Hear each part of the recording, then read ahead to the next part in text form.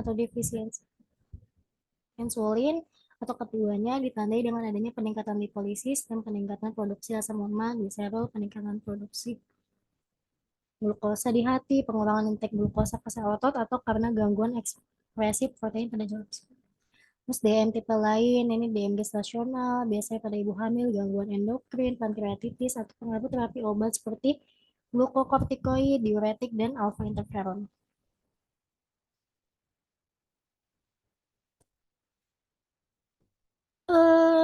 Ini nggak pernah keluar. Aku sih nggak pernah nemu ya, nggak pernah nemu. Jadi kalau misalnya teman-teman mau ngafalin terserah, dia nggak dihafalin juga nggak apa-apa karena eh, aku sih nggak pernah dapat soal ini kayak gitu. Jadi bisa skip aja boleh kayak gitu. Nah ini untuk keterangan kriteria diagnosis DM ya. Ini HbA1c-nya itu dia lebih dari 6,5. Kalau misalnya dia lebih dari 6,5 berarti dia bisa diindikasikan terkena diabetes. Tuh. Untuk gula darah puasanya pun segini, gula darah 2 jam pasca puasanya lebih dari 200, terus gula darah sewaktunya juga lebih dari 200 kayak gitu.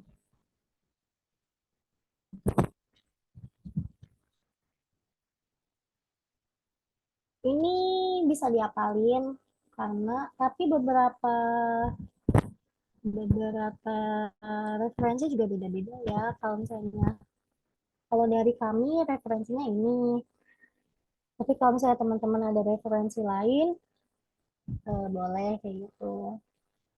Yang pasti di atas 200 sih, dan HbA1c-nya adalah lebih dari 6,5. Terapinya, kalau dari DM tipe 1 dia insulin. Kalau dari DM tipe 2-nya dia anti diabetik oral plus insulin. Atau bisa anti diabetik oralnya doang.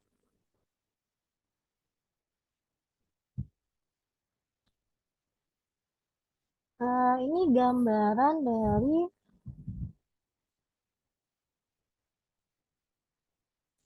saat diabetes, apa namanya, terjadinya obat-obatannya ya, jadi jalan obat-obatannya. Jadi pas kita makan nih, kita kan gula darah ke lapar ya, lapar tuh dia kenapa kita bisa lapar itu karena gula darah di tubuh kita tuh lagi menurun gitu, makanya itu memicu rasa lapar. Nah dari situ kita pasti makan dong. Nah dari makanan yang masuk ini atau karbohidrat dan sebagainya, makanan yang masuk dia diubah nih menjadi monosakarida. Nah, yang mengubahnya nih si alfa glukosidase nih. Kalau di orang yang normal, saat makanan masuk, gula darahnya meningkat. Nanti dia selang beberapa waktu, pasti dia gula darahnya normal lagi. Tapi kalau misalnya di orang-orang yang terkena diabetes, itu dia eh, nggak bisa nih, dia dengan sendirinya kayak gitu. Makanya, kenapa di sini ada si alpha glucosidase inhibitor yang tugasnya menghambat kayak gitu. Jadi si inhibitor di sini nih harus menghambat nih biar makanan ini nih nggak berubah jadi monosakarida. Jadi nggak berubah jadi monosakarida nih. Dia proses yang dari makanan ke monosakaridanya nih dia nggak terjadi biar si gula darahnya ini nggak meningkat gitu. Nah, si alpha glucosidase inhibitor ini dia si contohnya sih ada akarbose. Kalau misalnya teman-teman mau dicatat dulu bisa nanti aku kasih catatannya. Di sini ada tugasnya si akarbose. Jadi nanti si alfa glukosidasanya ini dia yang menghambat agar si makanannya ini nggak berubah jadi monosakarida dan tidak memicu gula darahnya itu meningkat. Gitu. Terus selain itu juga ada si tugasnya hormon incretin release. Dia adalah agonis GLP, ada GLP-1, ada GLP-2. Mereka nih kerjanya searah, kerjanya barengan kayak gitu. Tugasnya mereka adalah mempercepat rilisnya hormon incretin. Jadi insulinnya itu tugasnya tuh dia untuk mempercepat hormon kreatinine ini ngerilis insulin. Dia micu rilis insulin. Jadi yang misalnya di dalam tubuh kita ini pada normalnya itu dia ngerilis insulin misalnya dalam 30 menit. Kalau misalnya dikasih si agonis GLP ini dia mungkin bisa menjadi 5 sampai dengan 10 menit itu untuk ngerilis insulinnya. Jadi per 5 sampai dengan 10 menit mereka ngerilis insulin kayak gitu.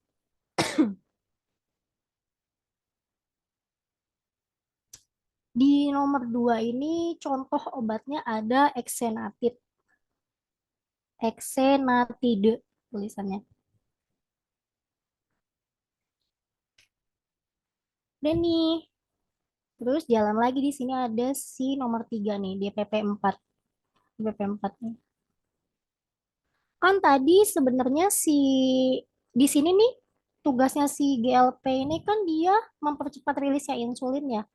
Tapi terlalu cepat ngerilis insulin itu juga nggak bagus ya teman-teman. Nanti malahan nggak ada yang tersisa di tubuh kita, bisa jadi hipoglikemi, nggak ada yang diserap. Nanti akhirnya kalau itu juga terlalu rendah juga gula darahnya bisa pingsan dan sebagainya kayak gitu. Jadinya kan nggak ada yang diserap sama tubuh. Makanya di sini ada juga sih DPP4. DPP4 ini dia tugasnya kenapa disilang kayak gini bukan berarti dia tuh ngestop perilisan insulin yang tadi dirilis sama si GLP. Tapi dia tuh kayak membatasi agar si insulinnya ini nggak terlalu banyak kayak gitu. Jadi dia ngatur nih pengeluaran insulinnya. Misal si GLP tadi per 5 sampai dengan 10 menit itu dia ngelepasin sekitar 80% insulin kayak gitu. Nah, si DPP4 ini dia ngatur nih untuk per 5 dalam 5 sampai 10 menit nih jangan banyak-banyak deh ngeluarinnya ntar gua pingsan kayak gitu. Jadi misal yang dikeluarin tuh si DPP4 ngatur per 50%-nya aja atau enggak 60%-nya aja kayak gitu. Jadi biar tetap ada jeda untuk eh, tubuh ini ngeserap protein-protein dan makanan-makanan yang dibutuhkan kayak gitu sama si tubuh kita. Contoh-contoh di DPP4 itu dia nama-nama cewek yang belakangnya nanti tambahan belakangnya tuh gliptin. Kayak sitagliptin, linagliptin, sama vidagliptin. Ini aku bentar ya.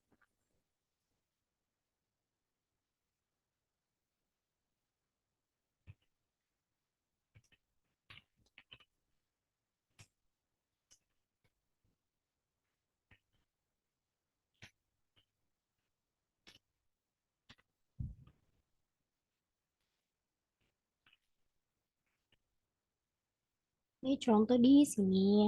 Tadi untuk yang di nomor 2 aku belum nulisnya. Untuk di sini tuh ada sih.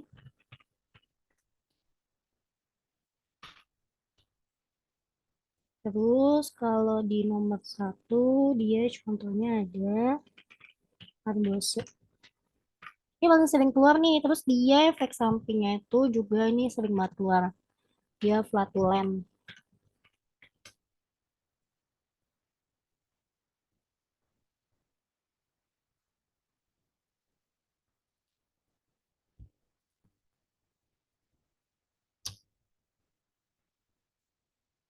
Nah, udah tuh.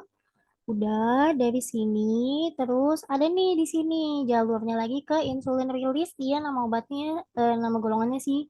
Nama obatnya sih. Nama golongannya si thiazolidinedion. Dia tuh kerjanya apa? Kerjanya tuh dia sebagai meningkatkan reseptor insulin. Jadi eh, modelnya tuh sama aja kayak gembok dan kunci. Jadi kan setiap sesuatu yang masuk ke tubuh kita nih harus punya targetnya kayak gitu. Nah, gimana caranya si insulin ini masuk ke target yang tepat kayak gitu. Ketemu sama makanan tuh dia bisa ngelepasin insulin kayak gitu. Nah, si thiazolidinedion ini dia kerjanya adalah untuk meningkatkan reseptor insulin. Jadi biar nggak salah ini nih nggak salah target kayak gitu. Nah, di sini nih si kerjanya thiazolidinedion. Dia tuh contohnya ada si pioglitazone. Duh, ini contoh obatnya. Nah, dari kerjanya ini akhirnya adalah gula darah yang tadinya meningkat bisa menjadi normal. Ini kerja dari obat-obatan yang dari si makanan ini nih. Ini beberapa mekanismenya ya. Jadi kalau misalnya di sini tadi si alfa glukosidase ini yaitu yang menghambat biar si makanan ini nih nggak jadi monosakarida dan nggak bisa meningkatkan gula darahnya jadi naik dan nantinya nggak bisa normal kembali kayak gitu. Terus kalau si agonis dia kerjanya adalah untuk meningkatkan rilisan insulin. Kayak gitu. Sedangkan si DPP-4 ini dia untuk mengatur pelepasan rilisnya insulin. Nah, si thiazolidinedion ini dia tadi adalah untuk meningkatkan reseptor penerimaan dari si insulinnya. Kayak gitu. Ini untuk secara umum dan garis besarnya kayak gitu. Kalau yang sering keluar, ini sering keluar, ini sering keluar, aduh, jelek banget. Ya, terus paling sisanya kayak nama-nama obatnya dan contoh-contohnya. Tapi yang banget-banget pasti keluar di salah satu soal tuh ini nih, si akarbose. Ini pasti keluar dan dia tuh kerjanya ngapain kayak gitu. Itu. Nah, kalau di sini yang di bagian ini adalah mekanisme dari pelepasan insulinnya. Kita belajar dari pelepasan insulin yang seharusnya nih. Jadi eh, di tubuh kita nih pada aslinya sudah ada insulin yang dihasilkan dari si sel beta pankreas kan ya teman-teman. Dia tuh sebenarnya aktif terus karena di tubuh kita kan ada sisa-sisa makanan yang kita makan eh, sehari-hari ya kayak gitu. Nah, seharusnya kalau pada orang normal sih sel beta pankreasnya bisa bekerja dengan baik, tapi kalau misalnya orang yang kena diabetes, biasanya sih sel beta pankreasnya ini sudah melemah atau bahkan tidak bisa lagi bekerja untuk melepaskan hormon insulin.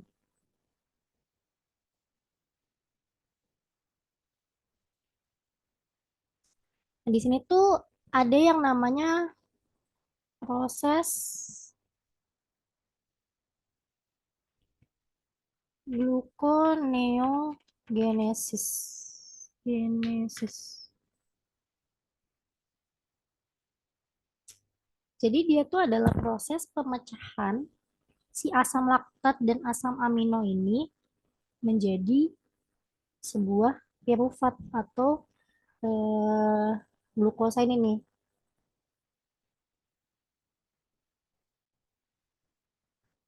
Si glukosa ini yang tadinya dari hasil pemecahan ini, dia tuh aslinya harusnya nyambung nih, ngeling gitu loh sama si sel beta pankreas ini. Jadi dari proses ini menghasilkan ini, menghasilkan si glukosa, secara otomatis harusnya dalam tubuh kita nih si sel beta pankreas ini udah ngeling. Nah, ada makanan nih yang masuk, ada proses gluconeogenesis, gue harus ngeluarin insulin kayak gitu. Nah, harusnya nih si yang si sel beta pankreas ini dia si ion Ca2+ sama ion K+ ya ini dia bekerja nih untuk bantu pelepasan si hormon insulin untuk ngerilis insulin biar nanti dia ketemu glukosa akhirnya dia menurunkan si kadar gula darah dalam tubuh kita. Cuma cuma kan tadi dibilang kan kalau orang diabetes itu dia sel beta pankreasnya sudah tidak bisa berfungsi dengan baik kayak gitu. Makanya di sini ada dibantu sama si biguanit. Ini dibantu sama biguanit.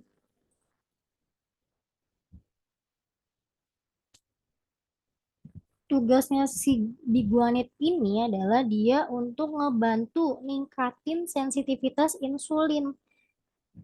Jadi dia ngestimulasi si sel beta pankreas ini nih guys. Jadi dia tuh biar apa ya? Biar lebih ngekonek, lebih sensitif gitu. Pas ada makanan si glukosa ini masuk nih, si sel beta pankreasnya nih lebih sensitif, makanya dibantu sama si biguanit. Tuh dia jadi untuk meningkatin si sensitivitas. Contohnya adalah biguanit itu yang paling kita sering dengar nih, metformin. Ini contoh obatnya.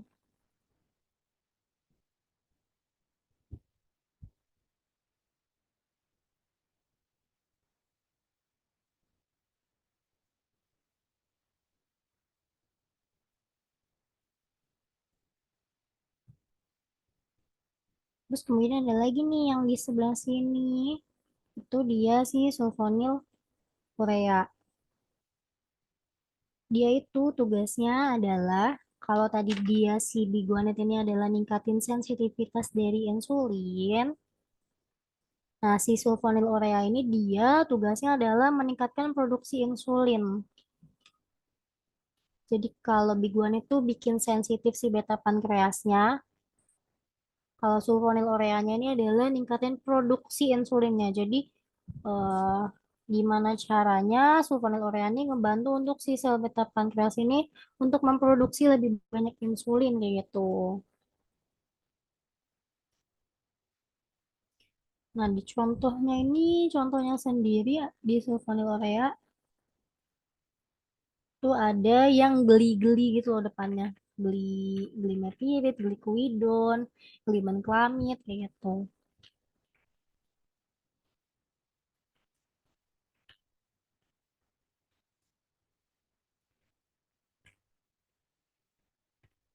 Terus ada gliklazid dan segala macam, pokoknya banyak.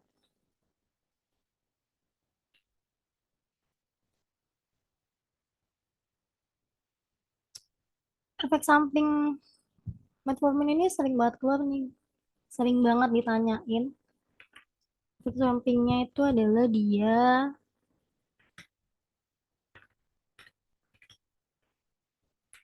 ketoasidosis laktat.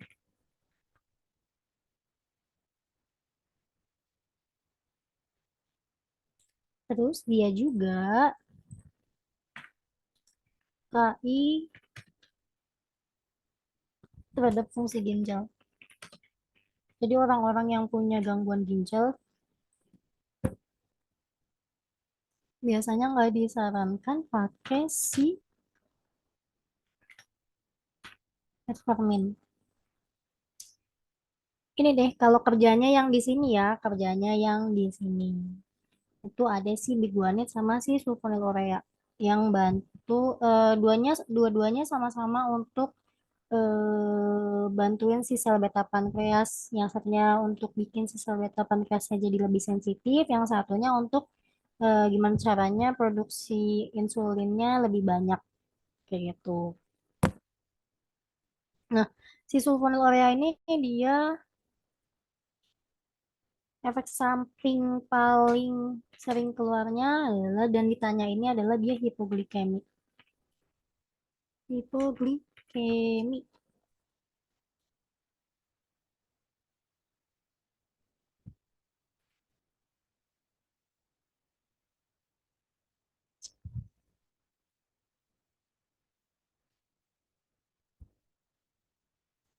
Ini dia ada dua macam ya tadi. Ini secara umum teman-teman aku sih dulu ngebayangin ini kebayang sendiri alurnya ya. Eh, tapi metode belajarnya kan pasti beda-beda lagi ya. Ini kebayang sendiri nanti gimana gitu. Takutnya penyampaian aku kurang jelas, nanti teman-teman bisa belajar lagi sendiri ya. Ini tadi contoh-contoh besarnya ya untuk anti diabetik oral. Ada biguanid, tazolidinediol, sulfonylurea, glinit. alfa glukosidase, DPP-4, SGLT2, agonis GLP-1. Nah, ini cara kerja utamanya tadi, terus efek sampingnya dan dosis-dosisnya kayak gitu. Cuma kalau dosis-dosis ini nggak pernah keluar, nggak pernah banget, nggak pernah keluar. Kalau misalnya keluar, berarti lagi iseng aja kampus aku. Tapi kadang kampus aku suka iseng sih, ada dosis. Jadi mungkin boleh diapalin, tapi nggak usah deh. Nanti kebanyakan apalan. Kita lanjut dulu ke sini ya. Nah, ini nih tadi yang aku bilang kan, kalau diabetes tuh nentuin banget dia kena diabetes tuh dari mana sih? Dari si HbA1c ya. Dilihat dari HbA1c-nya. Dan HbA1c ini dia diceknya itu per 3 bulan. Kayak gitu. Nah, HbA1c-nya itu dia harusnya sih kurang dari sama dengan 6,5% atau di bawah itu.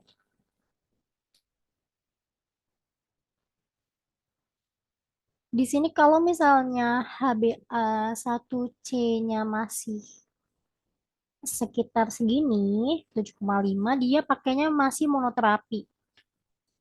Monoterapi.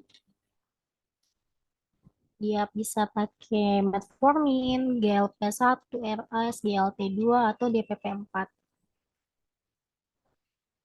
Terus, kalau misalnya setelah 3 bulan ternyata segitu-segitu aja atau malah lebih tinggi lagi HbA1c-nya malah meningkat mungkin kan, dia stres mulu dan segala macam, pengen bawaannya pengen makan makanan manis atau minuman manis terus begitu, terus pola hidupnya juga nggak kejaga, ya bisa aja ya dalam 3 bulan malah makin memburuk kan, kita nggak tahu lagi. Nah, itu dia bisa digunakan terapi dua kombinasi obat kayak gitu. Yang paling utama untuk dikombinasiin adalah si metformin ini nih.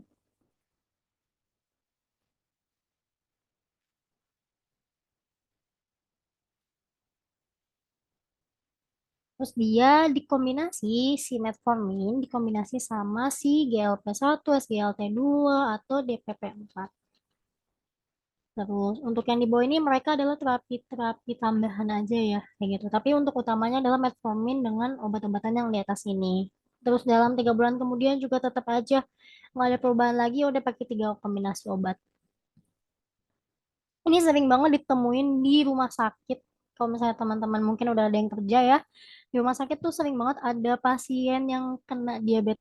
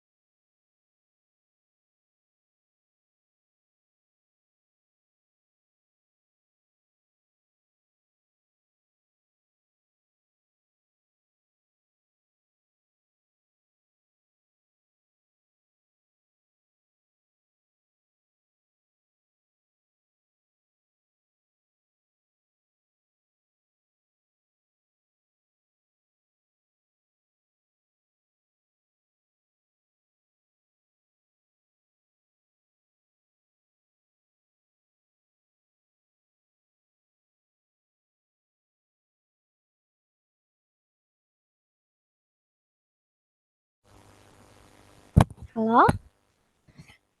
Udah masuk lagi belum? Ada suara nggak?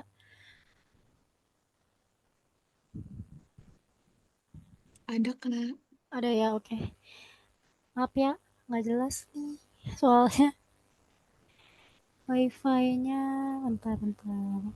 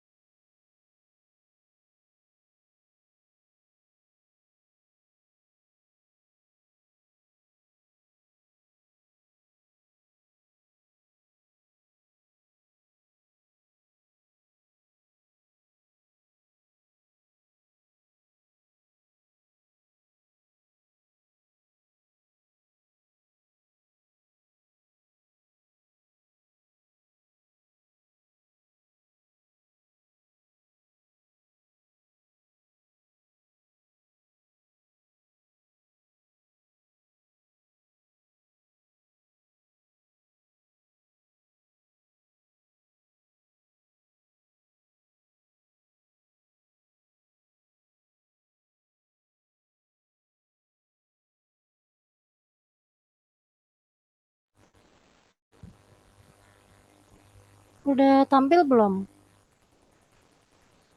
Sudah Kak. Oh, udah ya. Maaf ya. Maaf banget. Tadi aku ngomong sampai mana ya? Distract deh. Oh, ini ya. Eh, kombinasi tiga obat. Oh ya. Oh, yang ini ya. Kenapa ada tanda-tanda seru? Tanda-tanda seru ini sebenarnya adalah thiazolidinedion, sulfonil, urea, sulfonil urea, glinit itu mereka adalah golongan-golongan obat yang gak boleh dikombinasi. Sebenarnya karena kayak tadi aku belum nulis ya, si thiazolidinedion ini dia adalah efek sampingnya itu osteoporosis. Nah, sedangkan untuk si sulfonil urea itu adalah hipoglikemi. Jadi kalau misalnya mereka dikombinasi dengan obat-obatan lain, takutnya memperparah dari efek samping si obat golongan obat-obatan ini gitu. Tapi pada kenyataannya di dunia nyata yang aku temuin juga golongan-golongan obat ini tuh dia malah efektif banget untuk menurunkan gula darah saat dikombinasi sama obat-obatan lain. Makanya tadi aku bilang aku sering nemu resep yang isinya ada metformin, ada karbose, ada glimepirid, bahkan yang satu golongan pun glimepirid glipidon itu ada, glimepirid glipidon glibenclamid itu ada. Tapi pas ditanya ke pasiennya eh lemes banget nggak bu jadinya kayak gitu atau malah nggak berenergi atau gimana nggak kayak gitu, mereka gula darahnya normal. Jadi itu pada kenyataannya ya teman-teman, jadi kadang untuk real life sama teorinya berbeda gitu. Tapi untuk karena kita teoritis dan untuk tes jadi ngikutin yang di sini aja ya gitu. Kemudian kalau misalnya sudah pakai diabetik oral, udah pakai diabetik oral Nggak bisa juga setelah 3 bulan nih, dia ditambahkan insulin. Jadi udah anti diabetik oral, tetap insulin. Jadi tiga-tiganya nih kombinasi tiga-tiganya tetap jalan nih. Terus masih juga ditambahin insulin kayak gitu.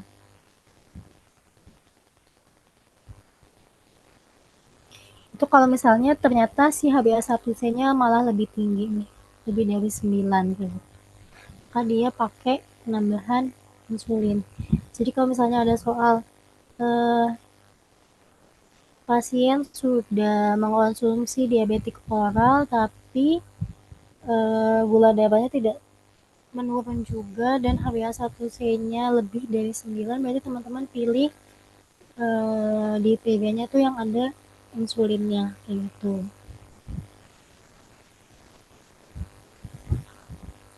Nah, ini untuk contoh-contoh dari insulinnya. Ada yang rapid, dia kerjanya tuh dalam 5 sampai 15 menit. Terus dia bertahannya dalam 4 sampai dengan 6 jam ke depan. Oke, kenapa obat-obatan yang di insulin yang di rapid acting ini dia biasanya 3 kali sehari gitu. Terus untuk di short acting dia ada 30 sampai 5 menit. Ini untuk konsepnya. Ini untuk aturan pakainya. Karena dia onsetnya segini, jadi aturan pakainya ya mengikuti 5 sampai 15 menit sebelumnya. Yang ini 30 menit sebelumnya kayak gitu. Terus ada yang NPH, ada yang long acting kayak gitu. Yang ini biasanya sehari sekali aja, yang ultra long juga sehari sekali.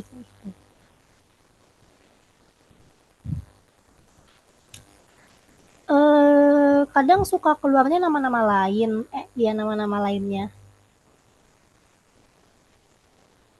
Si Lispro ini dia itu mereknya deng, merek-mereknya.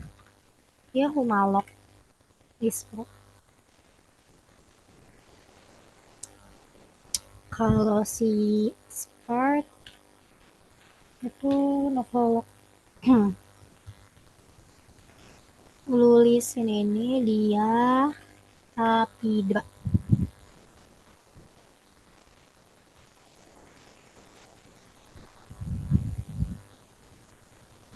Ini sering keluar. Jadi kadang yang dihafalin jangan nama ininya doang ya. Kan kayak si Glargin nih dia Lantus, terus Detemir tuh Levemir kayak gitu. Terus kayak yang humulin-humulin ini biasanya dia si Sansulin.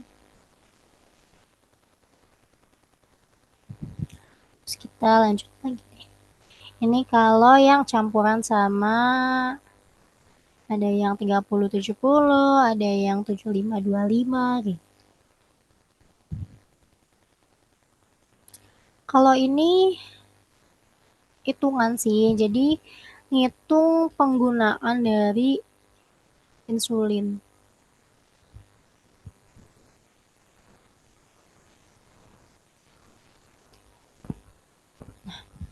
Cara ngitungnya itu ini tuh 0,5 tuh udah ketentuan. Aku sih waktu itu nggak ada ya soal ini dimasuk APT, adanya sih waktu di UKAI. Tapi balik lagi ke yang aku bilang UHAMKA tuh suka aneh-aneh, jadi mungkin bisa jadi keluar. Rumusnya kalau pertama sih kalau misalnya belum diketahuin si IHT-nya dia itu 0,5 unit dikali dulu sama si berat badan pasiennya. Jadi misal suruh ngitung penggunaan insulin nih, tapi belum ada IHT. Si IHT nih, kita ngitung si IHT dulu, rumusnya ini 0,5 unit dikali sama berat badan. Misal, misal, misal, misal berat badan pasiennya, mana sih tanda bintang? Misal anggap aja berat badan pasiennya kayak di sini kan 60 kilo, atau bisa dicontohin lagi dia pakai yang lain 70 kilo kayak gitu. Ya berarti 0,5-nya atau setengahnya sama dengan, kagak bisa dipencet, sama dengan 45 menit gitu. Ini untuk ngitung IHT.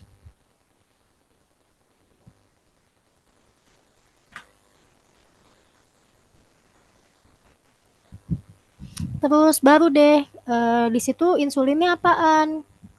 Dia insulinnya Lispro kah, Aspart, insulinnya Lispro masuk ke yang prandial kah atau enggak masuk ke yang basal kayak gitu. Misalnya yang prandial itu dia obat apa namanya, insulin-insulin yang ingatnya tuh dia prandial tuh ketemu makanan. Jadi dia tuh insulinnya harus biasanya sebelum makan. Makanya dia adalah insulin-insulin yang short atau yang rapid acting. Itu untuk yang di prandial. Makanya contohnya ada silis proaspart. Nah, dia tuh rumusnya langsung 60% dari si IHT-nya.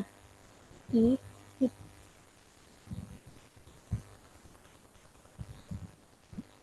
60% dari IHT-nya. Jadi langsung. Jadi kayak yang tadi di sini, karena di sini dicontohinnya berat badannya 60 kilogram, tadi IHT-nya udah ketemu nih 30 unit. Nah, jadi di sini langsung nih kalau misalnya di situ tulisan insulinnya adalah insulin Lispro, berarti langsung habis kalian ngitung si IHT ini, kalian ngitung langsung 60% dari si IHT-nya gitu. Terus ternyata diminta lagi nih di situ soalnya, coba diiniin untuk ke pagi, siang, sore kayak gitu. Ya berarti kan tinggal aja ini udah sepertiga, sepertiga, sepertiga. Sepertiga di pagi, sepertiga di siang, sepertiga di sore gitu. Jadi langsung aja sepertiga dari 18 itu 6 unit, sepertiga dari 18 kayak gini. Ini untuk yang di hitungan IPT, insulin prandial. Nih contohnya. Ini adalah insulin-insulin yang rapid atau short acting. Nah, kalau si insulin basal ini insulin-insulin yang kerjanya panjang atau enggak insulin-insulin yang campuran gitu. Nah, ini dia adalah 40% dari si IHT-nya. Jadi tetap hitung IHT ya. Kalau misalnya nggak diketahui IHT-nya, itu langsung dihitung dulu IHT-nya. Kalau misalnya udah ada IHT-nya, ya berarti langsung aja kalian lihat lagi insulinnya dia masuk ke yang prandial atau ke yang basal kayak gitu.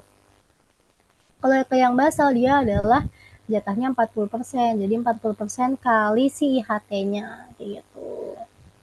Nah, dia sekali aja biasanya sebelum tidur. 40% kali IHT-nya. Tapi kan ada juga ya yang dia disuntikannya 2 kali. Kalau di sini disuntikannya 2 kali nih kayak si NPH, dia jatah paginya adalah 2/3, jatah malamnya 1/3. Kenapa jatah paginya yang lebih banyak 2/3? Karena waktunya kan panjang. Pagi makan, siang makan, sore makan kayak gitu. Makan sebenarnya makan tuh dalam sehari bisa 4 kali ya, pagi, siang, sore, nanti sebelum malam sebelum tidur biasanya kadang ada yang makan lagi ya kayak gitu. Jadi kenapa yang pagi jatahnya lebih banyak 2/3, yang malamnya sepertiganya aja dari HT kayak gitu. Jadi kalau misalnya khusus yang si NPH, misal ketemunya di situ langsung insulinnya NPH. Nah, nanti ya udah langsung hitungnya gini aja. Langsung 2/3 dari IHT-nya.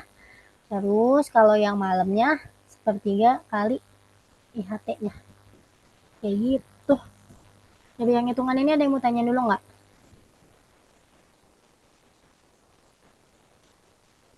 Kalau hitungan ini mah udah pada pinter lah teman-teman mah. Yakin banget aku. Jadi kalian tuh kalau yang di hitungan ini cuma harus ngapalin, cuma harus ingat kalau misalnya ngitung IHT dulu, 0,5 ini udah ketentuan, dikaliin berat badannya. dia dapat dia si HT-nya, terus dilihat lagi dia insulinnya apa, masuk ke yang prandial atau ke yang basal, itu yang kedua. Kalau udah tahu dia masuk ke insulin prandial atau basal, langsung dihitung. Yang prandial jatahnya 60%, yang basal jatahnya 40%. Nanti yang ketiga, kalau disuruh hitung lagi, dibagi-bagi si prandial, pagi, siang, sore, kayak gitu. Ya udah berarti tinggal dihitung lagi sepertiga, sepertiga, sepertiga, kayak gitu. Terus kalau ternyata yang di soalnya insulin NPH ya berarti langsung aja dihitungnya 2/3 dari IHT-nya, yang malamnya sepertiga dari IHT-nya. Ya gitu aja.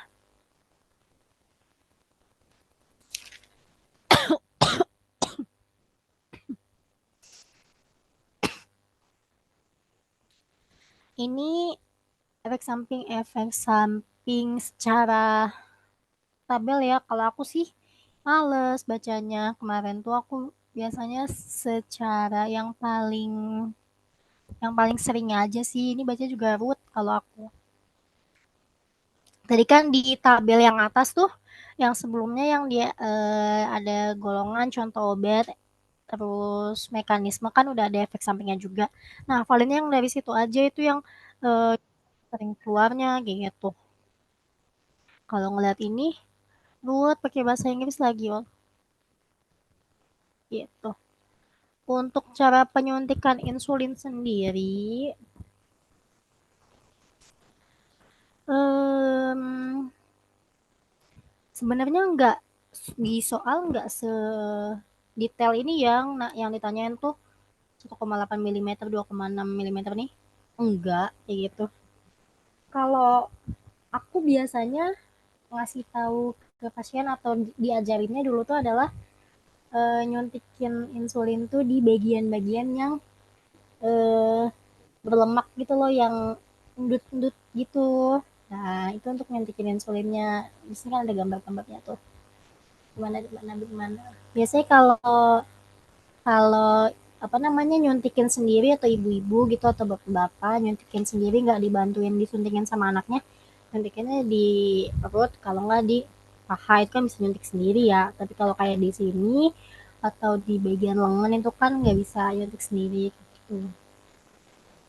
Nah terus eh nyuntikin itu jangan di satu tempat, misal di bolongan yang itu terus atau enggak sebelah situ terus sebelah situ terus, jangan ya nih pindah-pindah. Jadi kasih penyuntikan hendaknya berada di satu area area pindah area seminggu sekali. Jarak antara satu suntikan dengan suntikan berikutnya itu 1 cm atau 1 jari kayak gitu. Itu per minggunya ya, seminggu sekali kayak gitu. Mau seminggu sekali. Untuk penyimpanan insulin rata-rata mungkin teman-teman juga udah pada tahu ya, kalau misalnya sebelum dipakai sih pas awal kayak gitu, awal dapat, belum disuntikin, belum di apa-apain, itu di lemari pendingin 2 sampai 8 derajat Celcius. Bukan yang di freezer, tapi yang di bawah freezer itu kan ada tempat penyimpanan itu kan kayak gitu. Terus insulin juga jangan sampai beku dalam penyimpanan. Kalau udah beku berarti nggak boleh digunain. Udah beku tuh, eh aku pernah ngalamin sendiri sih, insulin mamaku dia, eh aku lagi nggak di rumah, jadi kayak mamaku nyimpennya di freezer kayak gitu. Insulinnya tuh beku, jadi kan biasanya insulin dikeluarin dari kulkas tuh digesek-gesek ke tangan ya, diputar-putar kayak gitu biar nyatu kayak gitu. Nah kalau misalnya beku itu dia nggak bisa nyatu sama sekali insulinnya di dalamnya tuh. Nah itu kalau udah kayak gitu nggak boleh digunain. Kita kan nggak tahu ya orang tua di rumah, di luar pengawasan kita gimana, kadang lupa dan segala macam gitu. Nah nanti kalau misalnya sudah digunakan, nah itu dia nggak apa-apa, nggak harus dimasukin kulkas lagi, dia disimpan di suhu ruang juga nggak masalah gitu. Yang pasti nggak lebih dari 28 hari, karena kan memang penggunaan insulin tuh dianjurkan per 28 hari kan gitu, atau enggak per 30 hari, tapi nggak boleh lebih dari 28 hari ini untuk penggunaan insulin. Makanya biasanya dokter tuh sudah apa namanya, udah ngitung sendiri kayak gitu. Jadi dia berapa yang harus suntikin kayak tadi dan dapatnya berapa pen kayak gitu. Tadi untuk yang diabetes, ada yang mau tanya dulu teman-teman dari diabetes? Kalau misalnya ada yang kurang paham bisa PC aku ya. Kalau mau catatan juga boleh PC. Terus ini untuk yang kedua kita masuk ke gangguan tiroid. Tiroid itu ada hipertiroid, ada hipotiroid.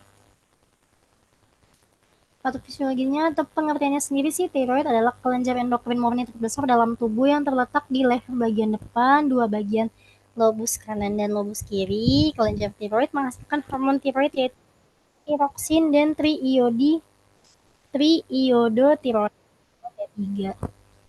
Terus, pembentukan hormon tiroid dipengaruhi oleh mekanisme umpan balik yang melibatkan hormon TSH, thyroid stimulating hormone. Bila produksi tiroid meningkat, maka produksi TSH menurun dan sebaliknya. Jika produksi hormon tiroid tidak mencukupi kebutuhan, maka produksi TSH-nya meningkat. Jenis gangguan tiroid ada yang berdasarkan kelainan bentuknya, ada yang berdasarkan kelainan fungsinya. Kalau yang berdasarkan kelainan bentuknya ada yang jenisnya difas, ada yang jenisnya nodul. Kalau yang berdasarkan kelainan fungsinya ada hipotiroid, hipertiroid, eutiroid. Kalau yang difas itu dia pembesarannya merata, merata nih. Jadi kanan kiri ini gede, kanan ah menceng. Kanan kirinya dia sama-sama membesar dan disebut struma diffusa atau tiroid diffus, makanya disini namanya diffus. Kalau sinodul dia terdapat benjolannya seperti bola, bisa tunggal atau banyak, bisa padat atau berisi cairan, dan bisa berupa tumor jinak atau ganas. Nah kalau sinodul ini dia biasanya gede kayak gitu, kayak bola gitu, mungkin teman-teman udah pernah lihat atau enggak, bisa banyak juga sih kayak gitu. Jadi kalau berdasarkan bentuk ada dua macam aja nih, difus sama nodul. Kalau yang berdasarkan kelainan fungsinya ada hipo, hiper, eu. Nah, terus si hipo ini, kalau hipo dia T3 dan T4-nya rendah. Hipo. TSH-nya yang tinggi. Kalau hiper, T3 dan D4-nya yang tinggi, TSH-nya rendah. Jadi ngawalinnya salah satu aja, karena hipo, hiper ini dia kebalikan.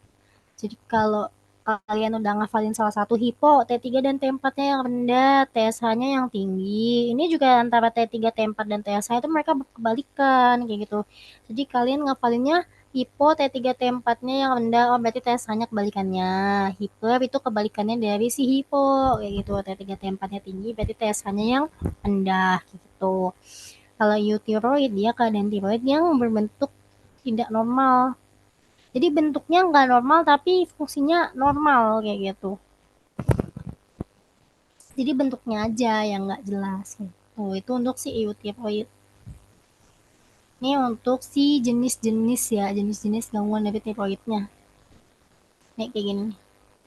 Hipertiroidisme, hipotiroidisme kan tadi kalau hiper T3 T4-nya tinggi, TSH-nya berkebalikan. Kayak gitu. Hipotiroid T3 T4-nya rendah, TSH-nya berkebalikan, dan antara hipo sama hiper juga dia berkebalikan. Jadi ngafalinnya salah satu aja, biar nggak kebanyakan hafalan, nanti pusing. Terus, ini adalah gejala-gejala umumnya untuk di hipertiroid pertama. Dia kelenjar tiroidnya pasti membesar dong, pembesaran tiroid kayak gitu. Ini sering yang di kuning-kuningin tuh yang sering keluar ya. Jantung dan parunya takikardi, terus saluran cernanya sering lapar, banyak makan, makan, tapi BB-nya malah turun. Itu hipertiroid. Terus dia ototnya malah lemah. Lemah badannya, lemah letih lesu melehoi. Itu kalau hipertiroid. Jadi dia sering lapar, makannya banyak, tapi berat badannya turun, terus badannya malah melehoi. Itu untuk si hipertiroid.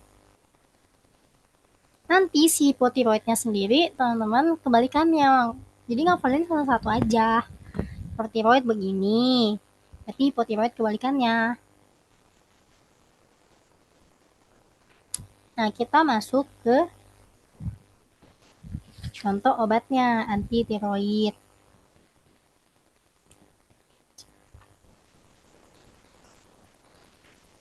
Di sini ada golongan tioamid, analog iodium, beta blocker.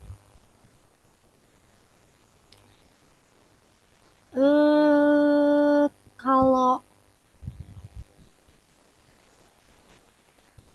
ditanya ya, si an, di antara tioamid, di antaranya golongan-golongannya siapa duluan? Tergantung.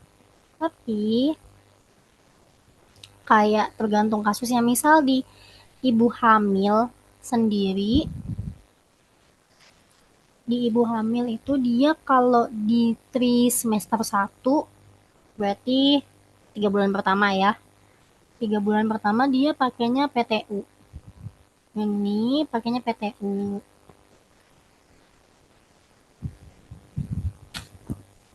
Terus kalau misalnya dia di T2 dan T3 berarti setelah 3 bulan, berarti bulan keempat sampai seterusnya itu dia pakainya si ini timazol.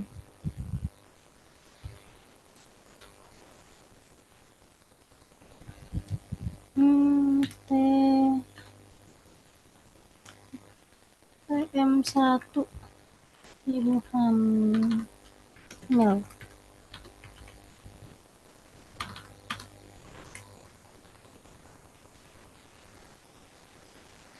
TM2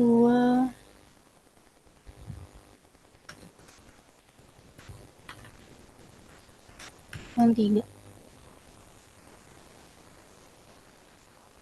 Dia kerjanya adalah untuk menghambat sintesis dari T3 dan T4-nya. Terus kalau di analog iodium, ini ada kalium iodida, ion radioaktif, sama lugol.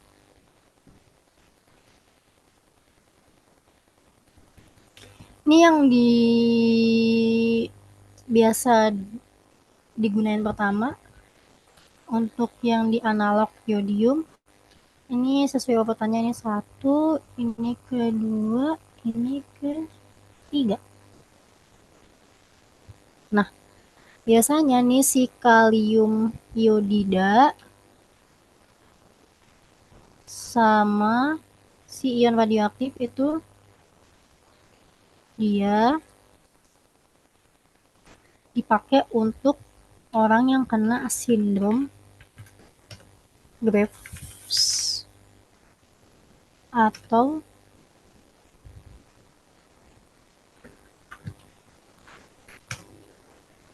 goiter.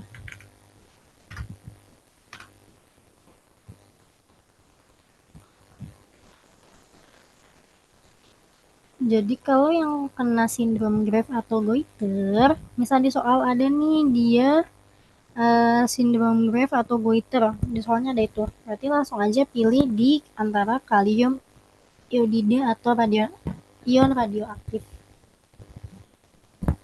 Kalau misalnya ada dua-duanya, pilih kalium iodida. Tapi kalau misalnya memang pilihannya di antara yang lain-lain ini ada metimazol dan teman-temannya, berarti pilihnya kali yang di analog iodium. Kalau misalnya si beta blocker, dia kan tadi kan takikardia, makanya di sini menurunkan efek tirotoksikosis jantungnya. Makanya ada obat-obatan propanolol, atenolol, metoprolol, sama isoprolol. Gitu.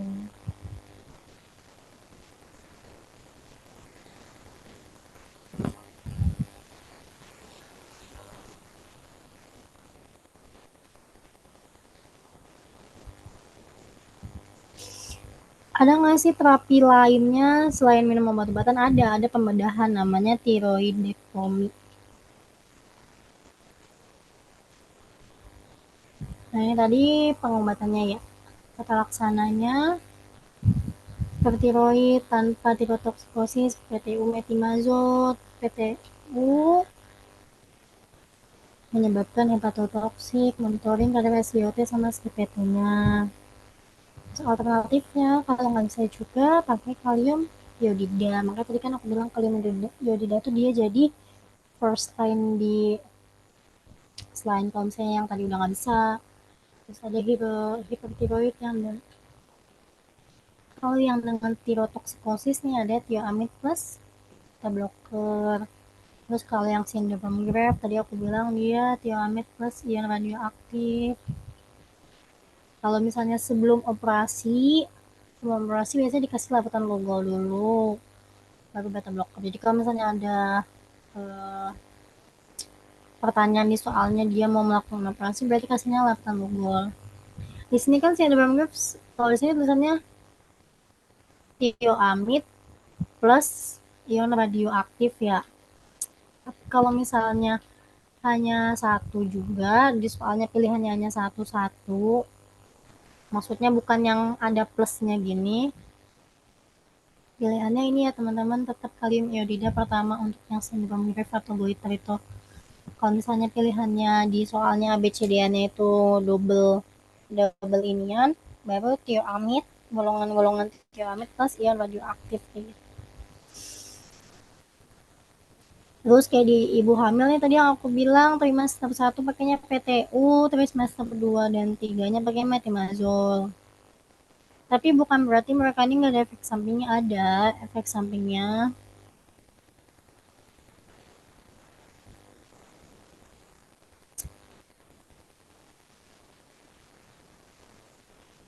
Efek samping dari si PTU juga itu tetap bisa janinnya terlahir hipertiroid. Jadi dia tetap beresiko sih dedeknya ini kena hipertiroid gitu. Jadi dia hanya untuk mengurangi si ibunya ini apa namanya hipertiroid yang dialami sama ibunya.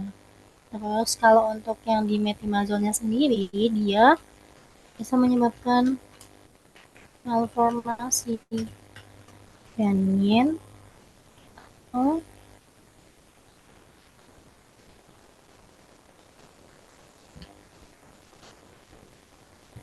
menghambat organogenesis. Organogenesis ini dia adalah proses pembentukan dan pertumbuhan organ. Jadi kenapa si metimazol ini ditaruhnya di trimester 2 dan 3? Karena kalau di trimester 1 itu kan masih ini ya masih baru-baru banget ngebentuk ngebentuk ngebentuk badannya, ngebentuk pokoknya ngebentuk organ-organnya kayak gitu. Nah, kalau misalnya si metimazol ditaruh trimester 1 dia bisa ngehambat tuh pertumbuhan dari pembentukan organ-organ tadi. Makanya si metimazol ditaruhnya di trimester 2 dan trimester satunya pakainya si PTU kayak gitu. Terus karena si PTU si ibu hamil ini tadi tetap bisa melahirkan janin yang hipertiroid, maka saat bayi itu baru lahir dia dikasih PTU selama 2 minggu. Jadi selama 2 minggu si bayi diberikan PTU atau bisa juga dengan ini metimazol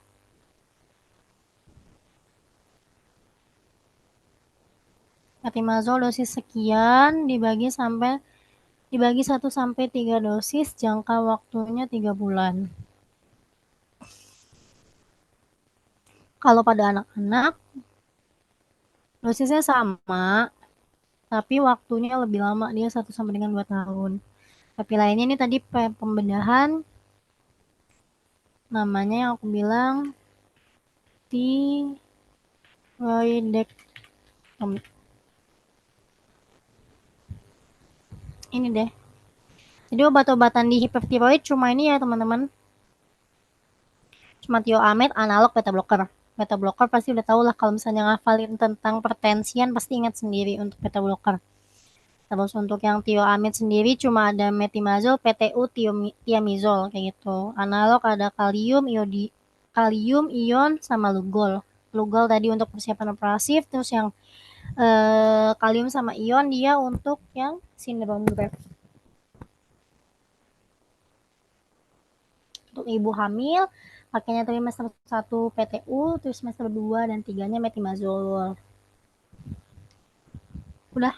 Nah, hipotiroid tadi yang aku bilang dia kebalikannya. Jadi teman-teman hafalnya satu aja.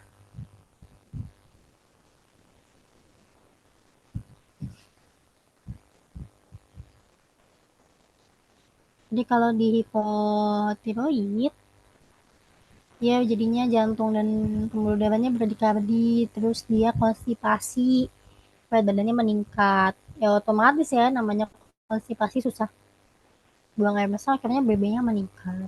Terus otot-ototnya dan sarafnya dia kaku. Kalau tadi di hipertiroid itu dia lemah, kalau di sini dia rasanya kaku atau nyeri banget sendinya.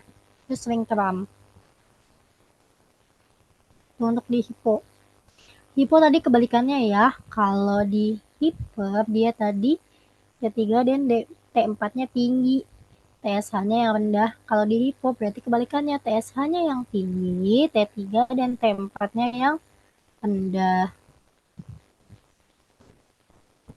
Tata laksananya, levothyroxine atau si T4 diberikan dalam dosis tunggal 1 kali sehari.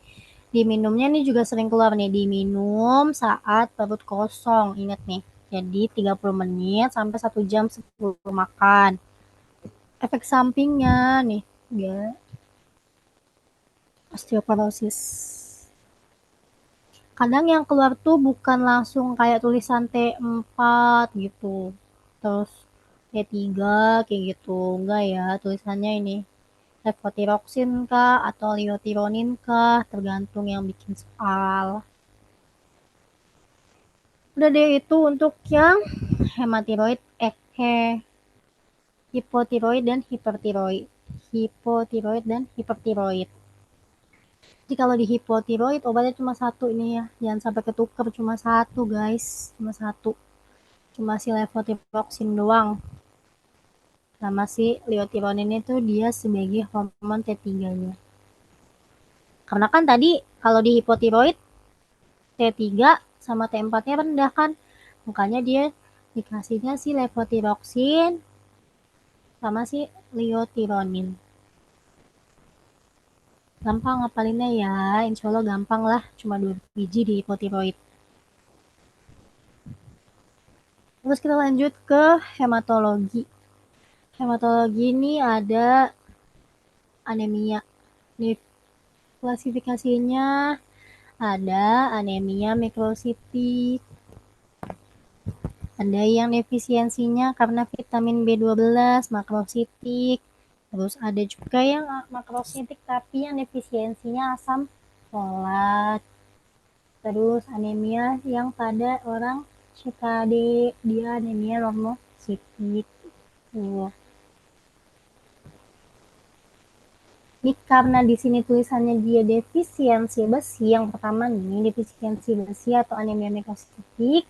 Besi kan rumusnya dulu nulis, ya Allah, makanya di sini dia terapinya digunakan Fe atau pakai sediaan IVM-nya ya iron dextran, iron sucrose, iron sodium gluconate. Ngomong-ngomongin ini tadi saya baru nemu resep hari ini di rumah sakit, ada pasien pakai ini nih, pakai IV iron terus. Nah, tapi karena dia pakainya besi ya, otomatis apa efek sampingnya? Testisnya warnanya hitam. Nah, kalau terlalu banyak juga, terus dia bisa jadi mual, muntah. Akhirnya dikasih antidotnya adalah deferoxamine, dia antidot dari si besi kayak gitu. Jadi dia walaupun efisiensi besi, tapi juga kalau kebanyakan malah jadinya bisa ini ya, bikin keracunan, mual, muntah kebanyakan. Maka dikasih antidotnya deferoxamine. Jadi ngafalinnya besi, mikro, eh, aku dulu ngapalinnya mikro, ada I ketemu I, besi, mikro gitu. Tapi itu sama teman-teman yang ngapalinnya gimana. Terus obat-obatannya ya ngambil dari namanya besi, Fe kayak gitu. Fe udah jelas ya, otomatis dia bisa hitam. Terus apalin juga antidotnya deferoxamine. Kali aja ada soalnya yang dia kena defisiensi anemia mikrositik. Jadi ngomongin apa, dia di soalnya anemia mikrositik ya, bukan defisiensi besi, anemia mikrositik. Terus dia eh, mengalami mual muntah kayak gitu. Terus antidot apa yang diberikan gitu, dia nggak nyebut ya, nggak nyebut kasus yang hitam, nggak nyebut udah pengobatan apa gitu. Jadi teman-teman harus peka sendiri kayak gitu. Oh berarti dia abis make Fe kayak gitu, karena kan anemia mikrositik tadi defisiensi besi, makanya langsung dikasih antidotnya apa, antidotnya ya ini yang deferoxamine gitu. Terus kalau misalnya si makro, makro yang B12, dia defisiensi B12, makanya dikasih B12. Nih pengobatannya itu sesuai sama nama anemianya ya guys. Di sini anemia besi ya dikasihnya besi, anemia B12 berarti kasihnya B12, asam folat berarti dikasihnya asam folat gitu. Kalau misalnya yang di CKD dia biasanya kalau misalnya udah HB-nya kurang dari eh, 9, dia masih pakai terapinya erythropoietin. Tapi kalau misalnya HB-nya sudah kurang dari 7, dia harus transfusi darah atau bahkan transplantasi ginjal dan imunosupresan gitu. Jadi teman-teman ngapalinnya klasifikasi anemianya aja, besi, vitamin B12, asam folat, terus gagal ginjal, yang CKD kayak gitu loh ya. Nanti terapinya teman-teman mengikuti sendiri, pasti ngelogika sendiri kayak gitu, besi, Fe, B12, asam folat kayak gitu. Jadi teman-teman kalau mau ngapalinnya, ngapalin dari si efek sampingnya aja. Nyeri sendi ini dia efek sampingnya, terus ada pusing, sakit kepala, nasofaring, terus asam folat. Nih dia ada bronkospasme, ini sering keluar ini. Terus yang sering keluar yang ini ya, yang bronkospasmenya. Kalau misalnya yang di anemia pada CKD, dilihat lagi di soalnya dia HB-nya masih standar apa enggak. Kalau misalnya HB-nya masih 9 kayak gitu pakainya EPO, tapi kalau HB-nya sudah di bawah 7 berarti teman-teman milihnya langsung yang transfusi darah atau transplantasi ginjal gitu. Efek sampingnya sendiri kayak ini ada dari hipertensi, mual muntah, bronkitis, nyeri sendi, sakit kepala. Udah ya teman-teman, gini aja kalau yang anemia. Ada lagi, karena obat-obatannya sendiri dan terapinya sendiri dia adalah mengikuti dari si defisiensi anemianya itu. Dia defisiensi karena apa? Menurut aku sih teman-teman pasti udah paham. Terus kalau misalnya ada soal yang tulisannya dia disebutnya anemia perniciosa, dia berarti anemia yang asam folat. Dia disebutnya ini juga ada sebutannya anemia Verniciosa. Ini untuk yang si asam folat. Jadi kalau misalnya disebutnya dia, di soalnya dia ngebahas tentang si anemia perniciosa, berarti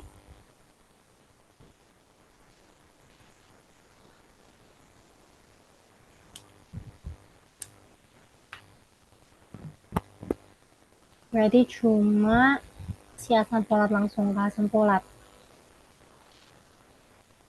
Kayak gitu. Itu untuk yang anemia ya. Anemia udah lah ya teman-teman mah udah pinter ini. Untuk yang hemostasis, keseimbangan darah, proses pemberhentian pendarahan secara spontan pada pembuluh darah yang cedera. Dalam hemostasis bukan faktor-faktor pembuluh darah, trombosit, dan faktor pembukaan darah. Proses pembukaan darah ini nggak akan keluar. Ini mah cukup tahu aja. Kalau dulu sih waktu kita sekolah ini kadang suka dihilangin ya tabel-tabelnya, salah satunya ada dihilangin kayak gitu. Tapi kemarin ada yang bilang tesnya juga ada sih yang ada soal begini, ada gambar begini, terus eh, di tabelnya ini ada yang dihilangin tulisannya, jadi teman-teman boleh lah ngafalin dari trombosit pecah, terus dia trombokinase, trombin, trombin dibantu sama vitamin K dan ion Ca2+, jadi fibrinomium jadi benang-benang fibrin, artinya lukanya tertutup. Nah, di sini untuk obat-obatannya ada antikoagulan, ada antiplatelet, terus ada inhibitor glikoprotein, sama si trombolitik. Kalau dari si antikoagulan itu dia adalah untuk pembekuan darah. Tuh. Contohnya ada si heparin, fondaparin, yang LMH, sama enoxaparin LMH, sama warfarin. Dari ke semua obat di antikoagulan ini yang ada oralnya hanya warfarin. Yang lain gak ada yang oral ya guys, yang ini semua. Jadi yang oral cuma warfarin. Jadi kalau misalnya ditanya uh, soal obat antikoagulan yang oral, berarti langsung jawabnya yang warfarin. Misal dia nggak bisa diinjek tapi dia nggak mau diinjek, dia lebih pengen pakainya oral kayak gitu ada aja. Ya udah berarti kasihnya yang warfarin gitu. Karena yang oral hanya ada warfarin. Mekanisme kerja mereka ini nggak nggak nggak keluar ya, nggak pernah keluar sih untuk di soal masuk KPT. Tapi kalau teman-teman mau ngapalin, kan aku balik lagi ke teman-teman. Tapi yang perlu banget dihafalin nih soal ininya. Kalau heparin, dia yang dimonitoring apa? Yang dimonitoring adalah APTT atau PTT-nya. Terus kalau Fundaparinux dia pendarahan. Sebenarnya sih semuanya soal pendarahan ya. Cuma kalau ada soal pilihan APTT PTT gini, pilihnya berarti itu punyanya si heparin. Heparin ini salah satu yang dimonitoring untuk si APTT-nya sama si PTT-nya. Kalau si warfarin yang dimonitoringnya adalah si INR. Sisanya adalah monitoring pendarahan.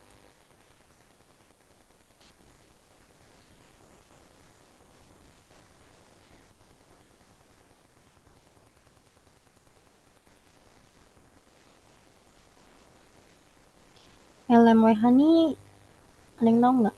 LMWH itu takutnya keluarnya bukan ini ya. Dia adalah low molecular weight heparin.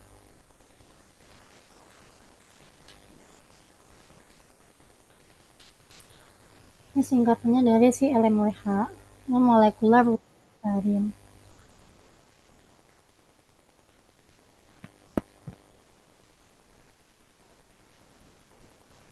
Terus kalau misalnya kadang ada pertanyaan, dia seorang ibu hamil kayak gitu, hamil. Berarti dia harus pakai pakainya yang mana kayak gitu. Kategori di sini tuh yang paling aman adalah si Fondaparinux sama Enoxaparin karena mereka dua ini nih masuknya adalah kategori B. Mereka adalah kategori B ya. Jika misalnya ibu hamil, pakainya adalah Fondaparinux sama Enoxaparin. Sedangkan untuk yang heparin sama si warfarin,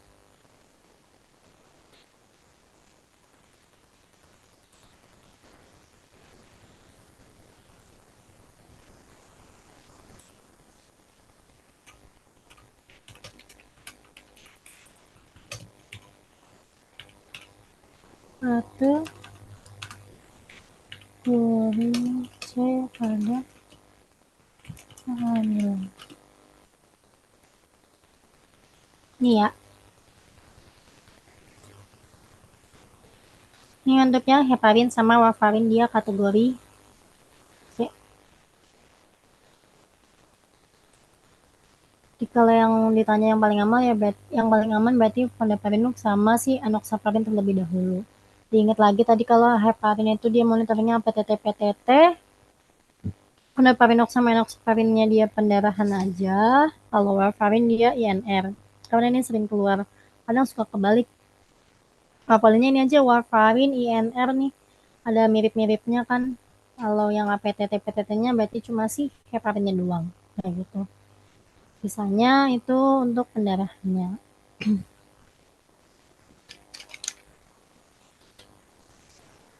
Terus di sini ada si antiplatelet, ada aspirin, dipridamol, diklopidin, clopidogrel. Yang sering dipakai adalah si aspirin sama si clopidogrel ya. Dia biasanya nih untuk stroke ya, biasanya untuk stroke. Kalau sebagai antitrombotiknya, dia dosis efektifnya adalah di 80 sampai 320 mg per hari. Jadi anggapannya berarti kayak bisa 1 sampai dengan 4 kali sehari. Nah kan 80 sampai 320 kayak gitu. Terus kalau yang dipiridamol dia dapat digunakan bersama heparin pada pasien dengan katup jantung buatan. Kalau untuk bareng sama aspirin dia untuk pasien IMA, untuk prevensi sekunder dan pasien TIA. Yang harus diapalin tuh ini nggak keluar, apalin aja yang aspirin sama clopidogrel di antiplatelet atau antitrombotik ini. Antiplatelet itu dia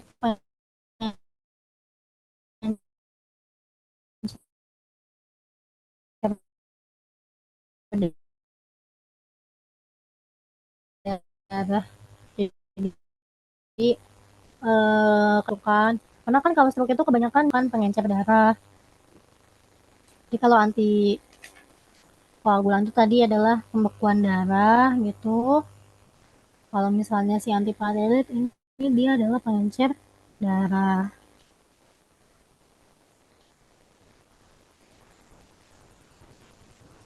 Terus ini nggak pernah keluar jadi teman-teman cukup tahu aja.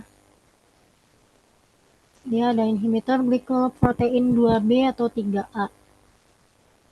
Contoh obatnya ada apiximab sama integrilin. Dua-duanya untuk UAP ustabil angina pectoris. Sama kalau misalnya yang apiximab dia bisa dibarengin sama aspirin heparin untuk pasien PCI. Kalau si integrilin itu dia udah bisa langsung dengan tunggal ini untuk UAP sama PCI. Kalau si apiximab dia harus dibarengin sama aspirin dan heparin.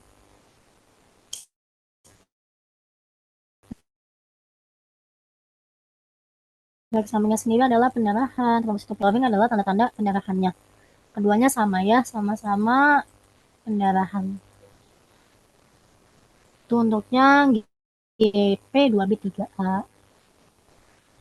Terus untuk yang trombolitik, dia adalah berfungsi untuk melarutkan trombus yang sudah terbentuk. Jadi trombus tuh kayak kumpulan-kumpulan itu loh, kumpulan-kumpulan apa ya, blunder-blunder gitu tuh. Jadi dia tuh udah bentuk dan dia harus dilarutin biar nggak ngehambat. Makanya dia butuh si trombolitik buat melarutkan si trombus ini. Nah, dia contohnya ada sih streptokinase, alteplase, urokinase.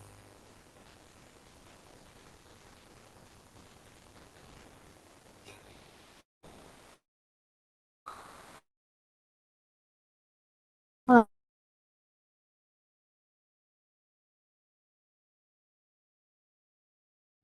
namanya emboli paru.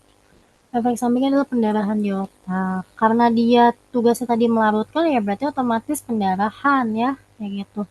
Pokoknya yang tugasnya melarutkan, terus tadi kayak yang ini mengencerkan, kayak gitu, mengencerkan darah, kayak gitu. Jadi pasti tuh efek sampingnya adalah pendarahan semua otomatis. Yang di stroke juga bisa pendarahan. Karena kalau stroke sendiri pendarahan malah nggak bagus, bisa jadi koma. Makanya harus dilihat tanda-tanda dari pendarahannya gitu. Ini keluar nih, biasanya streptokinase itu berasal dari apa? Dia dari Streptococcus hemolyticus. Kalau ininya nggak keluar, efek sampingnya keluar, tapi efek samping pasti pendarahan semua, termasuknya juga pendarahan gitu. Terus urokinase. Jadi kalau yang di trombolitik itu dia yang belakangnya ase-ase, streptokinase, alteplase, urokinase. Jangan kebalik-balik ya. Kadang kebanyakan sering kebalik ngapalinnya trombolitik, kebalik sama si antiplatelet, kebalik sama antikoagulan kayak gitu. Nah, jadi yang perlu dihafal ini aja ya teman-teman, antikoagulan jenisnya apa, efek sampingnya apa. Terus antiplatelet jenisnya apa, efek sampingnya apa. Terus dia dosisnya berapa, 80 sampai 320. Terus clopidogrel dia pakainya 75 mg satu kali sehari kayak gitu. Efek sampingnya bagaimana. Terus yang GP juga sama, jenisnya siapa aja, terus indikasinya apa dengan siapa kayak gitu. Terus efek sampingnya apa, pendarahan. Jadi di sini rata-rata ya efek sampingnya pendarahan ada di yang di trombolitik yang aku bilang tadi, isinya kayak pengencer-pengencer atau melarutkan tuh. Trombolitik, terus si GP, terus si eh, anti anti platelet kan, terus si yang fondaparin sama enoxaparin. Terus kalau yang di sini antikoagulan ada lagi diingat warfarin itu dia oral, ini salah satu-satunya obat oral. Terus untuk kategori ini juga jangan lupa kalau ada keadaan ibu hamil, kategori B-nya sih fondaparinux sama enoxaparin, ini paling aman untuk ibu hamil. Kalau yang kalau ternyata memang dua ini nggak bisa, berarti baru ke heparin atau enggak warfarin gitu. Udah deh, selesai semuanya.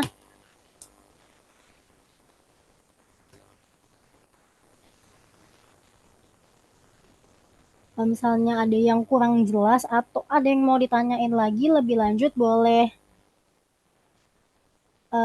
ini ya, boleh WA ke aku aja ya. Sama kalau ada yang mau minta catatannya kayak gitu.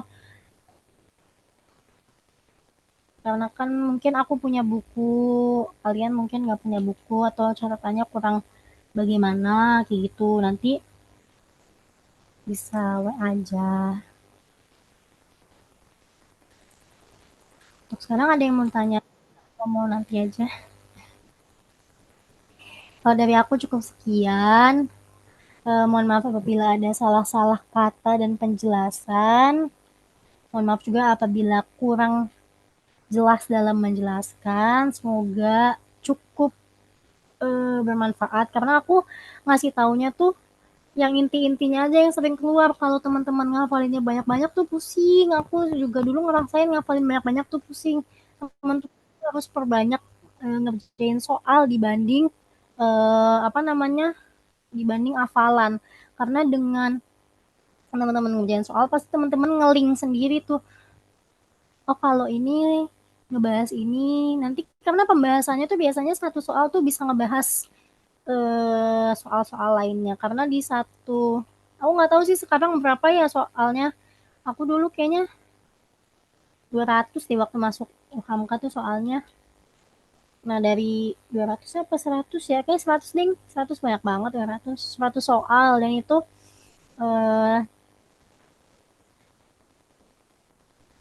inilah banyak yang menjebak sebenarnya soalnya jadi teman-teman harus bisa inget-inget lagi harus banyak-banyak perbanyak ngerjain soal daripada perbanyak hafalan kalau perbanyak hafalan bener-bener deh pusing aku yakin banget banyak kerjaan soal aja ya dari PU juga kan ada tryout kan itu dikerjain aja kayak gitu atau kalau misalnya butuh soal-soal kayak gitu atau belajar dari soal-soal UKAI aja juga udah membantu banget kalau misalnya mau soal-soal nanti bisa WA aku juga nanti ada soal-soal UKAI materi-materi ya kayak gitu. Nah, sekian aja untuk malam ini. Sampai ketemu lagi di pertemuan kelima dan keenam selanjutnya. Sekian. Wassalamualaikum warahmatullahi wabarakatuh. Makasih banyak teman-teman semua. Selamat beristirahat. Waalaikumsalam warahmatullahi wabarakatuh. Terima kasih banyak, Kak.